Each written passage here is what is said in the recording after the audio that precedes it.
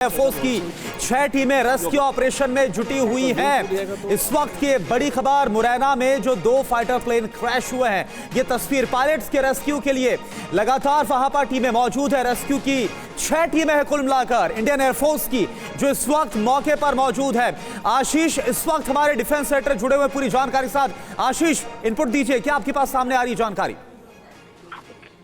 देखिए, जो 6 ground teams है सर्च एंड रेस्क्यू में, वो वहां पर पहुंच गई है। साथ ही एयरफोर्स ने 3 अलग अलग क्रैश साइट के लिए हेलीकॉप्टर्स भी लॉन्च कर दिए हैं, जिसमें से कि 2 क्रैश साइट को लोकेट करके उन्होंने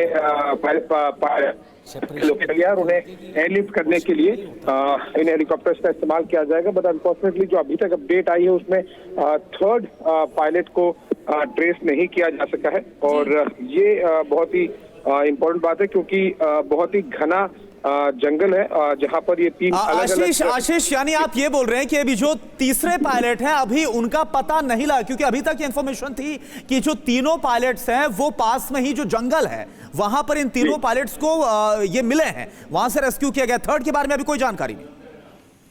करेक्ट, क्योंकि हर एक पायलट क्योंकि जंगल में अलग अलग लोकेशन पर है, तो इसीलिए उनके जो क्रैश साइट पर जाकर उन्हें तुरंत ही लोकेट करना बहुत ज्यादा महत्व रखता है। जनरली हम देखते हैं कि कई बार जो गांव के आसपास में या फिर आबादी के पास में अगर कोई क्रैश होता है, तो जल्दी से जो सिविलियंस होते हैं वो पहुंच जाते हैं। और इन्फॉर्मेशन के लिए हम आपके पास आएंगे।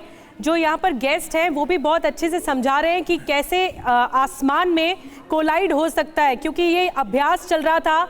ग्वालियर एयरबेस से इन दोनों फाइटर जेट्स ने उड़ान भरी थी। राजन कोचर साहब, आप बताइए कि कोलाइड कैसे हो सकता है और कैसे मौका मिला होगा पायलट्स को इजेक्ट करने का? देखिए, ये फ्लाइट सेफ्टी स्टैंडर्ड्स बहुत हाई होते हैं इंडियन एयरफोर्स के, और नॉर्मली ये ऐसे एक्सीडेंट्स होते नहीं हैं। अब जो अंदाज़ा हमारा है कि जब ये दोनों एयरक्राफ्ट मनूवर कर रहे थे, तो इनके जो विंग्स हैं, वो पॉसिबिलिटी है कि इनके जो विंग्स टकराए होंगे। इसकी वजह से पायलट्स को भी टाइम मिल गया इजेक्ट करने का। और अगर ये हेड ऑन कोलिजन होता तो बहुत मुश्किल है। मतलब आप कह रहे हैं कि विंग्स, ये विंग्स टकराए होंगे, साइड विंग्स। साइड विंग्स, ये जब आप मैन्यूवर कर रहे थे, जो एयरक्राफ्ट के होते हैं विंग्स, और वो उनका इम्पैक्ट ऐसा होता है कि इमीडिएटली वो दोनों प्लेन क्रैश हो जाते हैं। बट पायलट्स को टाइम मिल जाएगा इजेक्ट करने के लिए। लेकिन कोचर सर, एक बात समझाइए, कुछ सेफ्टी मेजर्स तो जरूर होते होंगे कि पायलट को इन सेफ्टी मेजर्स के साथ ही जो भी विमान वो ले रहे हैं उसको टेक ऑफ करने की परमिशन होती है। किस तरीके के सेफ्टी मेजर्स होते हैं और वहां पर क्या चूक हुई होगी कि ऐसा हादसा हुआ है? उसी दोनों पायलट्स को एक फ्लाइट पाथ मिला होगा कि जिस फ्लाइट पाथ पे उन लोगों ने जाना है। अब जब ऐसा एक्सीडेंट होता है, ये इसकी 2 वजह हो सकती है। एक हो सकता है पायलट एरर, जो पायलट ने अनुमान अपना नहीं किया होगा, और हो सकता है कि वो उस फ्लाइट पाथ से थोड़ा राइट या लेफ्ट हो गया होगा। ठीक है सर, ये पॉसिबिलिटी आपको दिखती है। अंजू निर्वाण हमारी सहयोगी हमारे साथ जुड़ गई। अंजू, क्या डिटेल इंफॉर्मेशन आपके पास इस पूरे हादसे को लेकर?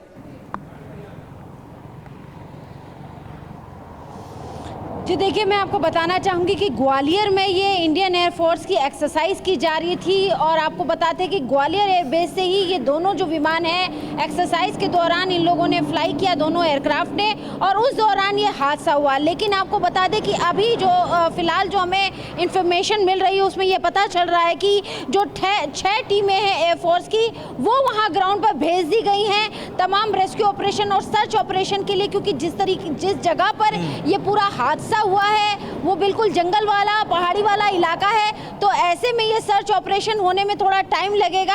लेकिन अभी जो हमें ये इन्फॉर्मेशन मिल रही है कि अभी इंडियन एयरफोर्स ने हेलीकॉप्टर्स को भी लॉन्च किया है, और आपको बता दें जिस तरीके से यहाँ पर जो 6 टीमें गई हैं वो सर्च ऑपरेशन के लिए गई हैं। तो फिलहाल यही जानकारी जो है वो हमें ये जो आपने इंपॉर्टेंट डिटेल्स दी है, दोनों जो पायलट्स हैं उनकी जो हालत है वो सीरियस भी बताई जा रही है। जी, इसी पर मैं आ रहा था, क्योंकि बड़ा कंसर्न अभी अंजू यही बना हुआ है। 3 कुल मिलाकर पायलट्स हैं, क्योंकि 2 ये फाइटर प्लेन हैं, और अभी इसमें जो 2 पायलट्स हैं उन्हें ट्रेस कर लिया गया है और उन्हें एयरलिफ्ट करने की बात सामने आ रही है। जो तीसरे पायलट हैं, पहले ये कहा जा रहा था कि तीनों पायलट्स ढूंढ निकाले गए, लेकिन अभी जो 3rd पायलट है उनके बारे में क्या इंफॉर्मेशन आपके पास आ रही है? देखिए जो हमें पता चल रहा है उसमें ये पता चल रहा है कि जो 2 पायलट्स हैं उनकी जो स्थिति है वो जो है कि सीरियस है लेकिन अभी कॉन्शियस है। तो ये इन्फॉर्मेशन अभी जो शुरुआती दौर पे जो अभी मिल रही है एयरफोर्स की तरफ से वो यही जानकारी मिल रही है। जी समीर। और ठीक है। अभी बताया जा रहा है ये भी कि जो 3rd पायलट है उसकी लोकेशन ट्रेस नहीं हो पाई है। 2 पायलट्स को जो क्रैश साइट है इस वक्त इंडियन एयरफोर्स के विमान वहां तक, हेलीकॉप्टर्स वहां तक पहुंच रहे हैं और हम लगातार तस्वीरें दिखा रहे हैं जो दुर्घटनाग्रस्त हुआ है। ये दोनों फाइटर जेट मिराज और सुखोई दुर्घटनाग्रस्त हुए हैं। आमतौर पर ऐसी घटनाएं नहीं होती है लेकिन ये एक्सेप्शनल घटना सामने आई है और इसमें बताया जा रहा था 2 सुखोई में पायलट्स थे और 1 मिराज में। दोनों सुखोई पायलट्स को बताया जा रहा है कि क्रैश साइट से हेलीकॉप्टर के जरिए एयरलिफ्ट किया जा रहा है, ये प्रयास किया जा रहा है। कोचर साहब आप बता रहे थे कि वहां पर आर्मी की भी ब्रिगेड है जो रेस्क्यू ऑपरेशन में पहुंचेगी। ग्वालियर में 2 ब्रिगेड्स हैं इंडियन आर्मी की और वो मुरैना से ज़्यादा डिस्टेंस पे नहीं है, आधे पौने घंटे में पहुंच सकती है, इफेक्टिव भी हो सकती हैं। और मुझे ऐसे लगता है कि उनको भी मोबिलाइज किया होगा अभी।